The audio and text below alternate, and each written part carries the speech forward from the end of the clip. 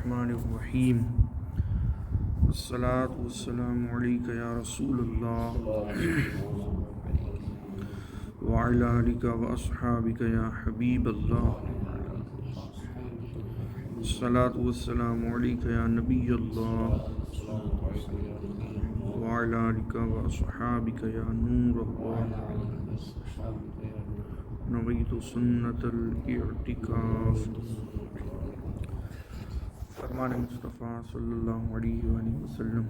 جو دن بھر میں مجھ پر 50 بار درود پاک پڑھے بروز قیامت میں اس کے ساتھ مصافحہ فرماؤں گا۔ صلو علی الحبیب صلی اللہ تعالی علی محمد وعلی آلہ وصحبہ وبارک وسلم۔ کل ہم نے پارہ نمبر 9 سورۃ الاعراف کی آیت نمبر 99 کا درس سنا تھا، جس میں اللہ پاک کی خفیہ تدبیر کے بارے میں بیان تھا کہ بندہ کتنے بھی نیک اعمال کر لے، اسے ہر وقت اللہ کی خفیہ تدبیر سے ڈرتے رہنا چاہیے۔ آج آیت نمبر 100 سے درس سنیں گے۔ بسم اللہ الرحمن الرحیم۔ اولم یہد للذین یرثون الارض من بعد اہلها ان لو نشاء اصبناہم بذنوبہم ونطبع علی قلوبہم فہم لا یسمعون۔ ترجمہ کنز ایمان۔ اور کیا وہ جو زمین کے مالکوں کے بعد اس کے وارث ہوئے، انہیں اتنی ہدایت نہ ملی کہ ہم چاہے تو انہیں ان کے گناہوں پر آفت پہنچائے، اور ہم ان کے دلوں پر مہر کرتے ہیں کہ وہ کچھ نہیں سنتے۔ اس سے پہلی آیت میں، یعنی جو کل آیت سنی تھی ہم نے اس میں، اور اس سے پہلی والی آیتوں میں کئی درس میں گزشتہ امتوں کے کفار کا تفصیلی اور اجمالی حال بیان فرمایا۔ اب اس آیت میں ان واقعات کو بیان کرنے کی حکمت کا ذکر ہے کہ یہ واقعات ان موجودہ کافروں کی ہدایت کے لیے بیان کیے گئے ہیں تاکہ ان سے یہ عبرت پکڑے اور ایمان لائے۔ آیت کا خلاصہ یہ ہے کہ مشرکین مکہ جو قوم نوح، قوم سمود اور قوم مدین کے بعد ان علاقوں میں آباد ہوئے ہیں، اتنے کم فہم و نادان ہے کہ یہ لوگ گزشتہ قوموں پر عذاب کے آثار دیکھ کر اتنی عبرت بھی حاصل نہیں کرتے کہ جن کی سرزمین کا انہیں وارث بنایا گیا، ان کا نافرمانی کے سبب کتنا برا انجام ہوا۔ کہ ان لوگوں کو اتنی بات بھی نہیں سمجھ آتی کہ جس رب قدیر عز و جل نے پچھلی قوموں کو ان کی کرتوتوں کی سزا دی، وہ آج انہیں بھی سزا دینے پر قادر ہے۔ اور آیت میں فرمائے کہ ان کے دلوں پر مہر کر دیا، سیل کر دیا ہے کہ وہ ہدایت کی بات نہیں سنتے۔ اس کا معنی یہ ہے کہ جس کے سامنے اللہ تعالیٰ نے ہدایت کے راستے واضح فرما دیے اور گزشتہ امتوں کی مثالیں بھی بیان فرما دی، صاف صاف ہدایت کی بات اس تک پہنچ چکی، وہ اس کے بعد بھی اپنے کفر و سرکشی پر قائم رہے تو اللہ تعالیٰ اس کے دل پر مہر لگا دیتا ہے، جس کے سبب وہ کسی حق بات کو قبول کرنے کے لیے سنتا ہی نہیں۔ بظاہر سنتا ہے لیکن سننا نہ سننا برابر ہے کہ اس کو سن کر ہدایت نہیں حاصل کرتا۔ اس آیت میں نبی اکرم صلی اللہ علیہ وآلہ وسلم کو تسلی دی گئی ہے کہ آپ کے ہر طرح سے انہیں نصیحت کرنے کے باوجود بھی اگر یہ لوگ ایمان نہیں لاتے تو آپ غم نہ کریں، آپ کی تبلیغ کے مؤثر ہونے میں کوئی کمی نہیں، اس میں تاثیر کی کوئی کمی نہیں۔ آپ کی تبلیغ، آپ کی نیکی کی دعوت اپنی جگہ بالکل مکمل ہے، اعلیٰ ترین ہے، بلکہ اصل بات یہ ہے کہ انہیں کفر و ہٹ دھرمی کی سزا دینے کے لیے ہم نے ان کے دلوں پر مہر لگا دی ہے۔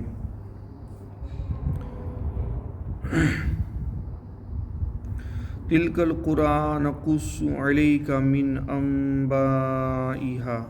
وَلَقَدْ جَاءَتْهُمْ رُسُلُهُم بِالْبَيِّنَاتِ فَمَا كَانُوا لِيُؤْمِنُوا بِمَا كَذَّبُوا مِن قَبْلُ كَذَلِكَ يَطْبَعُ اللَّهُ عَلَىٰ قُلُوبِ الْكَافِرِينَ۔ یہ بستیاں ہیں جن کے احوال ہم تمہیں سناتے ہیں، اور بے شک ان کے پاس ان کے رسول روشن دلیلیں لے کر آئے تو وہ اس قابل نہ ہوئے کہ وہ اس پر ایمان لاتے جسے پہلے جھٹلا چکے تھے۔ اللہ یوں ہی چھاپ لگا دیتا ہے کافروں کے دلوں پر، مہر لگا دیتا ہے۔ اس آیت میں خطاب حضور اکرم صلی اللہ علیہ وسلم سے ہے اور بستیوں سے وہ 5 بستیاں مراد ہیں جن کے احوال کا ذکر ما قبل آیات میں گزرا، یعنی قوم نوح، قوم ہود، قوم صالح، قوم لوط اور قوم شعیب کی بستیاں۔ اللہ تعالیٰ اپنے محبوب صلی اللہ علیہ وآلہ وسلم کو تسلی دیتے ہوئے ارشاد فرماتا ہے کہ اے حبیب صلی اللہ علیہ وسلم، ہم تمہیں ان بستیوں اور ان میں رہنے والوں کے بارے میں بتاتے ہیں، ان کے حالات اور ان کے اپنے رسولوں کے ساتھ کیے گئے معاملات کی خبر دیتے ہیں تاکہ حبیب صلی اللہ علیہ وسلم آپ جان لو کہ ہم رسولوں اور ان پر ایمان لانے والوں کی ان کے دشمن کفار کے مقابلے میں کیسی مدد فرماتے ہیں اور کفار کو ان کے کفر و عناد اور سرکشی کی سزا میں کس طرح ہلاک کرتے ہیں۔ لہٰذا مشرکین مکہ کو چاہیے کہ پچھلی قوموں کے حالات سے عبرت و نصیحت حاصل کرے اور اپنی سرکشی سے باز آئے، اور ورنہ ان کا انجام بھی انہی جیسا ہوگا۔ تو اللہ تعالیٰ نے اپنے نبی صلی اللہ علیہ وسلم کو فرمایا کہ یہ جو بستیاں ان کے احوال بیان کیے گئے تو ان سب کے پاس ان کے رسول آئے تھے، انہوں نے ان کو جھٹلایا تھا، تو یہ کوئی مطلب نئی بات نہیں ہے کہ نیکی کی دعوت دینے کے لیے جب بھی اللہ کا کوئی نبی آیا تو اس کے ساتھ یہی سلوک کیا گیا ہے کہ ان پر ایمان لانے والے بہت تھوڑے رہے، اور اکثر لوگوں نے ایمان قبول کرنے سے انکار کیا، اور اللہ تعالیٰ نے ان کے اس جان بوجھ کر ایمان لانے سے محروم رہنے کی وجہ سے ان کے دلوں پر مہر لگا دی، سیل کر دیا کہ وہ ہدایت کے قابل نہ رہے ان کے دل۔ اس آیت کی تفسیر میں مفسرین کے متعدد اقوال ہیں۔ نمبر 1، حضرت عبداللہ بن عباس رضی اللہ عنہ فرماتے ہیں اس کا معنی یہ ہے کہ وہ اس قابل ہی نہ تھے کہ ایمان قبول کر سکے۔ اس کا کیا تفسیر کی گئی ہے؟ اس کا معنی یہ ہے کہ عالم ارواح میں میثاق کے دن وہ لوگ جس چیز کو دل سے جھٹلا چکے تھے کہ صرف زبان سے بلا کہہ کر اقرار کر لیا اور دل سے انکار کیا تھا، اسے نبی سے سن کر بھی نہ مانے بلکہ اسی انکار پر قائم رہے۔ دوسرا قول امام مجاہد رحمۃ اللہ علیہ فرماتے کہ اس کا معنی یہ ہے کہ اگر ہم ان لوگوں کو ہلاک کرنے اور عذاب کا معائنہ کروانے کے بعد دوبارہ زندہ کر کے دنیا میں بھیج دیتے